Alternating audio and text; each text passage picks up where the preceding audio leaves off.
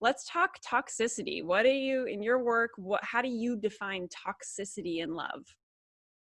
So when we experience toxicity, what are we really talking about? And usually what we're talking about is that there's this experience where we don't feel like we can extricate ourselves from a relationship that we know is bad for us, but there's a strong yearning, pull, draw to remain in close proximity to that person, usually in any way possible.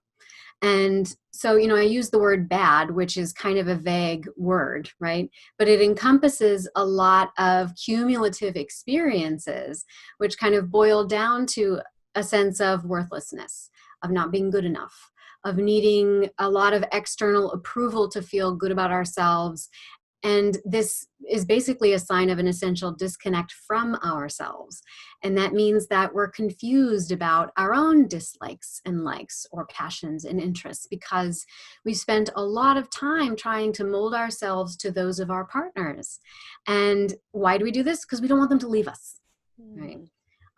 Or we don't want to lose control. And because at the basis of that is being hurt, or being worthless, or being abandoned, neglected, things like that. So we start forgiving things that, let's say, the more conscious part of ourselves knows is not serving us.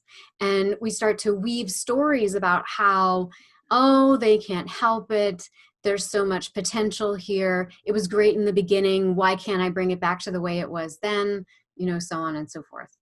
And why would we do that to ourselves? Well, because we also tend to associate the word toxic, right? Toxicity with a chemical component, right? Something that's poisonous. And this is actually spot on in terms of the physical responses we can have or that we experience in relationships that we define as toxic. So, we want to attach to our partners on a very primitive level that is informed by the chemicals in our bodies because it's for survival. When we're babies, we need to be in close proximity to a caregiver in order to survive. And that is a nonverbal, body-based experience. It's an instinctual thing. And if we found ourselves, from a developmental perspective, although this can still affect us in adulthood, even if we had secure upbringing, but from a developmental perspective, if we have experienced disruptions or dysfunctions in the way that occurred, on a nonverbal level, you're going to find yourself drawn to, compelled towards partners that on some level repeat those patterns, right? And so those patterns evolve into 4 distinct and compelling what we call attachment styles. And those affect us on 4 levels. So that is from the deepest recesses of our survival brain, which is our limbic brain, from the stimulation of our nervous system, specifically our autonomic nervous system, through our genetic inheritance. So you might think of this as our temperaments, And then also there's a chemical cocktail of neurotransmitters that combines to create kind of a euphoric attachment to inconsistent partners, kind of like drug addiction. Helen Fisher calls this frustration attraction, and she likens that to a gambler at the slot machine. We could also liken this to the chemicals that are released when we experience trauma bonding.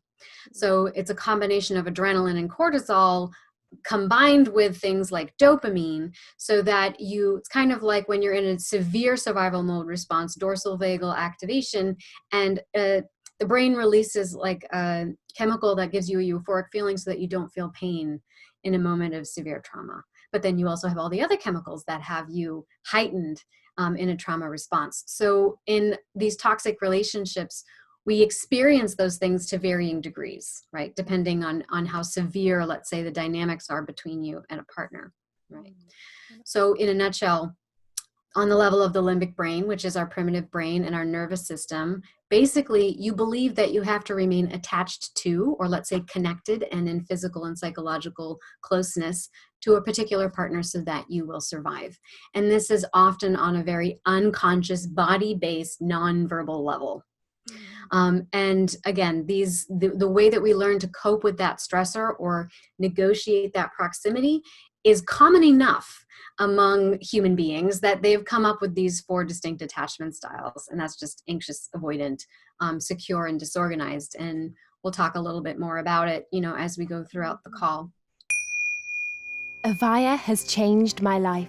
AVAIYA has made me the woman I am today. AVAIYA is my home. AVAIYA is personal freedom. AVAIYA is the reason my life continuously improves.